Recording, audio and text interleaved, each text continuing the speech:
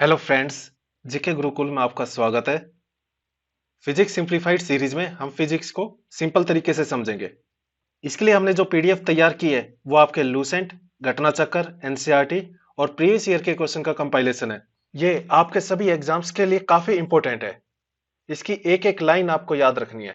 Lecture start करते हैं। अब टॉपिक है मोमेंटम। मोमेंटम का मतलब है किसी बॉडी में कितना मोशन है, कितना क्वांटिटी या अमाउंट ऑफ मोशन है किसी एक बॉडी में, उसे मोमेंटम कहते हैं। इसे हम डिनोट करते हैं पी से, और ये इक्वल टू होता है mass into velocity, P equal to M we.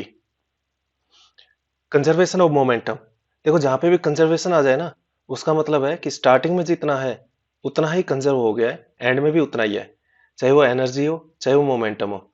Energy में भी एक टॉपिक आता है कंजर्वेशन ऑफ एनर्जी। उसका मतलब होता है स्टार्टिंग में जितनी एनर्जी थी एंड में भी उतनी एनर्जी रहेगी, बस एनर्जी की फॉर्म चेंज हो जाती है। सेम ऐसे ही कंजर्वेशन ऑफ मोमेंटम में स्टार्टिंग में जितना मोमेंटम था एंड में भी उतना ही मोमेंटम रहेगा। अब जैसे ये एग्जांपल ले लेते हैं, ये टू बॉडीज है, एक ये और दूसरी ये। स्टार्टिंग में तो फ्री फ्लो कर रही होती है, उसके बाद आपस में जब इनका कोलिजन हो जाता है, उसके बाद इनकी स्पीड और इंडिविजुअल मोमेंटम कहें तो वो चेंज हो जाता है। बट स्टार्टिंग में अगर इन दोनों का टोटल मोमेंटम देखें, इस बॉडी का और इस बॉडी का, तो कोलिजन के बाद इन दोनों का मोमेंटम भी सेम रहेगा। स्टार्टिंग में इस पूरे सिस्टम का मोमेंटम क्या था, m1 मास, और इसकी वेलोसिटी क्या है u1। m1 u1 plus m2 u2, और ये कोलिजन हुआ, उसके बाद इनकी वेलोसिटी में फर्क आया, मास तो सेम है ही, तो इनका मोमेंटम हो गया कोलिजन के बाद m1 v1 plus m2 v2। ये दोनों आपस में सेम रहेंगे। Initial momentum equal to final momentum, बीच में चाहे कोलिजन हुआ हो, उनकी वेलोसिटी में फर्क हुआ हो, बट मोमेंटम सेम रहेगा। अब जो रॉकेट है उसमें फ्यूल बर्न होता है तो गैस नीचे की तरफ आती है, बट रॉकेट मोमेंटम को कंजर्व करने के लिए ऊपर की तरफ जाता है। यानी स्टार्टिंग में जब गैस नहीं निकल रही थी उस टाइम जो मोमेंटम था, उसके बाद गैस निकलने लगी तो उसी मोमेंटम को इक्वल करने के लिए रॉकेट ऊपर की तरफ फ्लाई होता है। रॉकेट भी किस लिए फ्लाई करता है, कंजर्वेशन ऑफ मोमेंटम की वजह से। अब हम न्यूटन लॉ ऑफ मोशन देखते हैं। न्यूटन ने 3 लॉ दिए थे। जो फर्स्ट लॉ है उसको ही हम Galileo law and law of inertia कहते हैं। फर्स्ट लॉ में इसने कहा था कि अगर कोई बॉडी रेस्ट में है या फिर वो बॉडी एक यूनिफॉर्म मोशन में घूम रही है, तो वो तब तक घूमती रहेगी जब तक उस पर हम एक्सटर्नल फोर्स नहीं लगाते हैं। अब जैसे इनर्शिया ऑफ रेस्ट है, ट्रेन जब मूव करती है पहले तो रेस्ट में है, उस वजह से जो भी पैसेंजर है वो रेस्ट में है, और जैसे ही ट्रेन मूव करती है तो सभी पैसेंजर पीछे की तरफ झुक जाते हैं। वो किस लिए, लॉ ऑफ इनर्शिया की वजह से या फर्स्ट लॉ ऑफ मोशन की वजह से। क्योंकि उनके बॉडी तो रेस्ट में ही रहती है और एकदम से मूव होता है तो बॉडी रेस्ट में होने की ट्राई करती है और इसलिए वो पीछे की तरफ झुक जाते हैं। अब जैसे मान लो ऑयल टैंकर है, ये ऑयल टैंकर है, स्टार्टिंग में तो इसमें ऑयल यहाँ तक था, पर जैसे ही ये इसकी तरफ आगे की तरफ मूव करता है ऑयल टैंकर, तो जो ऑयल है वो लॉ ऑफ इनर्शिया की वजह से ये पीछे की तरफ इकट्ठा होने की ट्राई करता है एक बार। और ऑब्जेक्ट जब हम ड्रॉप करते हैं स्पेसशिप से, तो वो उसी स्पीड में फ्लो करते हैं, वो ये नहीं कि रुक जाते हैं, वो सेम स्पीड में ही फ्लो करते हैं ऑब्जेक्ट।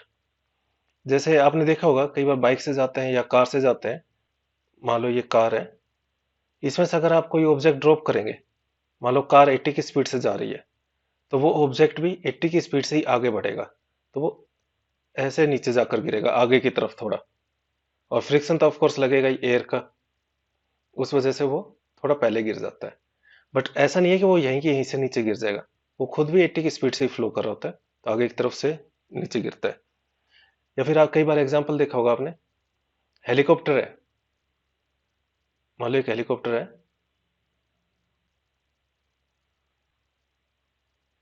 अब ड्राइंग मेरी ऐसी है, अगर उसमें से कोई फूल गिराते हैं कहीं पर या फिर कोई मिसाइल गिराते हैं, तो वो जहां पर हमें मान लो यहाँ पर गिरानी है तो पहले हम गिरा देंगे, क्योंकि ये भी हेलीकॉप्टर की स्पीड से ही गिरेगा, ये आगे की तरफ जाकर नीचे की तरफ गिरता है। ऐसा नहीं कि जहां से गिरा है वहीं नीचे गिर जाएगा, ऐसे नहीं गिरेगा, ये आगे की तरफ से गिरेगा। इसलिए जो भी हेलीकॉप्टर होते हैं फूल गिरते हैं मिसाइल छोड़ते हैं, वो पहले उनको ड्रॉप कर देते हैं। अब अर्थ है, वो मूव कर रही है, उसके साथ हम कहीं पर खड़े हैं, तो हम भी उसके साथ ही मूव कर रहे हैं, बट वो हमें फील क्यों नहीं हो रहा है? क्योंकि जो रिलेटिव स्पीड है, जिस स्पीड से अर्थ मूव कर रही है, उसी स्पीड से हम मूव कर रहे हैं, तो रिलेटिव स्पीड जीरो हो जाती है, इसलिए हमें फील नहीं होता मोमेंटम ऑफ अर्थ। अब न्यूटन सेकंड लॉ क्या कहते हैं? फर्स्ट लॉ ने तो बताया कि बॉडी रेस्ट में है तो रेस्ट में रहेगी, मोशन में है तो मोशन में ही रहेगी, जब तक उस पर एक्सटर्नल फोर्स नहीं लगाते। अब सेकंड लॉ कहते हैं, अगर मान लो हमने उस पर एक्सटर्नल फोर्स लगा दिया, तो कुछ ना कुछ वो एक्सेलरेशन गेन करेगा, और वो एक्सेलरेशन किसके बराबर होगा? A is equal to force upon mass, A is equal to F by M, या फिर इसको हम लिख सकते हैं F is equal to M A क्या होता है? Rate of change of velocity, तो एफ क्या हो गया? M D V by D T. इसको आगे करते हैं सोल्व, तो F is equal to D M, M constant है तो इसको अंदर ला सकते हैं, D M we by D T. M V क्या हो गया? मोमेंटम, तो एफ क्या हो गया? एफ डायरेक्टली प्रोपोर्शनल हो गया डीपी बाई डी टी, क्योंकि पी किसके बराबर होता है? P equal to M V. यही सेकंड पॉइंट है, force is directly proportional to rate of change in momentum. ये इससे ही आया है, F is equal to M A से ही ये पॉइंट आया है। न्यूटन थर्ड लॉ क्या कहते हैं? हर एक्शन का एक इक्वल एंड ऑपोजिट रिएक्शन होगा। जैसे मान लो आप एग्जांपल ले सकते हो, आपने किसी के थप्पड़ मारा, तो जितना उसके लगेगा उतना ही आपके हाथ पर भी लगेगा, पर हमारे हाथ थोड़े स्ट्रांग होते हैं तो सहन कर जाते हैं, दूसरे का गाल इतना स्ट्रांग नहीं होता। But conservation of momentum, momentum और न्यूटन के थर्ड लॉ में यही फर्क है कि ये सेम बॉडी पर अप्लाई होता है, और मोमेंटम हमेशा दो बॉडी पे अप्लाई होता है। जैसे रॉकेट वाला था, गैस नीचे की तरफ फ्लो कर रही है तभी रॉकेट ऊपर की तरफ जा रहा है, बट जैसे ये न्यूटन का थर्ड लॉ था, आपने थप्पड़ मारा तो आपने दूसरे पर फोर्स लगाया, उतना ही आपके हाथ पर लगा है, ये सेम बॉडी पर लग रहा है न्यूटन थर्ड लॉ, और मोमेंटम दो अलग अलग बॉडीज पर अप्लाई हो रहा है।